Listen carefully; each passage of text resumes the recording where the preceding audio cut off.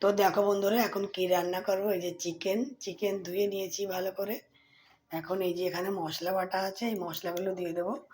আর এখানে রয়েছে, এটা হচ্ছে ভিনিগার, একটুখানি ভিনিগার দিয়ে ম্যারিনেট করে নেব। ভিনিগার দিয়ে দিলাম এক ঢাকনা। এর মধ্যে পেঁয়াজ বাটা দিয়ে দেবো। এখানে পেঁয়াজ, রসুন, আদা, জিরে একসঙ্গে আমি পেস্ট করে রেখেছি, সেটাই কিছুটা দিয়ে দেবো। পুরোটা লাগবে না, অনেকটা মশলা আমার রয়েছে। তো দিয়ে দিলাম এখানে 1 চামচি লঙ্কা গুঁড়ো। দেখো বন্ধুরা, সব কিছু দেওয়া হয়ে গেছে, তেল, মশলা, হলুদ, লঙ্কা গুঁড়ো, হলুদ গুঁড়ো সব দিয়েছি। এখন আমি এটাকে ভালো করে মেখে নেব। ভালো করে ম্যারিনেট করে 1 ঘন্টা আমি এখানে ঢাকা দিয়ে রেখে দেবো। এখনও আমার মাংসের আলু কাটা হয়নি, টমেটো কাটা হয়নি।